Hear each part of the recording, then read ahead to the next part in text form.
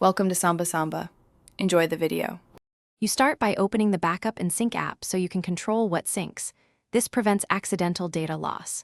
Click the app icon in your system tray or menu bar, then sign into the relevant Google account if necessary.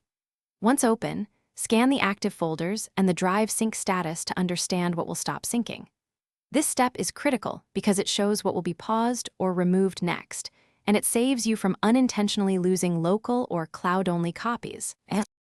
Next, go into Settings or Preferences to change exactly what syncs and why you're removing it. You can pause syncing temporarily to avoid file conflicts. Click Pause, then uncheck folders you no longer want backed up. If you want to stop drive syncing entirely, uncheck the box labeled Sync My Drive to this computer. That severs the continuous mirror. Make sure to apply changes and wait for the app to finish processing so no transfers are interrupted mid-file. Finally, quit the app to ensure your preference changes stick and verify that no sync activity resumes. If you want backup and sync removed, use your operating system's uninstall process or switch to the new drive for desktop and disable streaming or mirroring there. If files still sync, sign out of the app and restart your computer, then sign back in and repeat the preference steps. This troubleshooting tip fixes lingering processes and clears cached settings.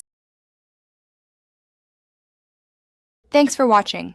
Consider subscribing if we helped you.